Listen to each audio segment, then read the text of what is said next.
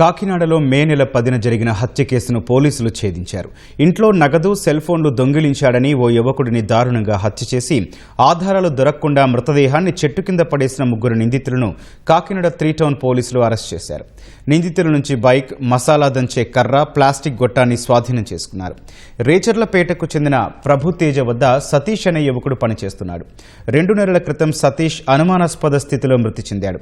పోలీసుల దర్యాప్తులో అది హత్యగా నిర్ధారించారు.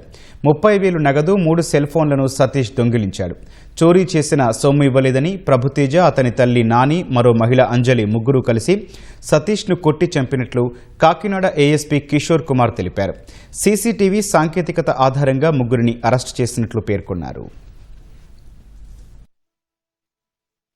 10/5/2026న సాంబమూర్తి నగర్ 2వ వీధిలో డెడ్ బాడీని ఐడెంటిఫై చేశారు. మొజ్జు సతీష్ అనే వ్యక్తిది అనేది గుర్తించాము. ఆ పోస్ట్ మార్టం అయిన తర్వాత ఇది మర్డర్ అని మేము నిర్ధారణ ఇచ్చి కుంచే ప్రభుతేజ, కుంచే నాని, ఇంకో ఆమె పెరుగు అంజలి అలియాస్ రాణి ముగ్గురు కూడా ఈ హత్య చేశారని మేము నిర్ధారించాము. ఈ ఎవరైతే డిసీజ్డ్ ఉన్నాడో చనిపోయిన వ్యక్తి A1 అనే కుంచు ప్రభుతేజతో ఉండేవాడు. ఈ A1 దగ్గర నుంచి ఒక 30,000 తీశాడని అనుమానం వ్యక్తమైంది. తర్వాత అతను అడిగారు, అతను ఇవ్వలేదు.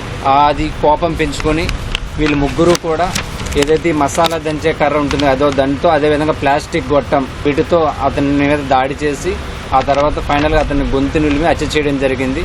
హత్య చేసిన తర్వాత సీసీటీవీస్ ఎక్కడెక్కడ లేవో అనే వేస్ ఐడెంటిఫై చేసుకుని సాంబమూర్తి నగర్ ఏరియాలో ఈ బాడీని అక్కడిని డంప్ చేశారు. ఈరోజు వాళ్ళ ముగ్గురిని కూడా మేము అరెస్ట్ చేయడం జరిగింది. జ్యుడిషియల్ రిమాండ్కి పంపిస్తున్నాము.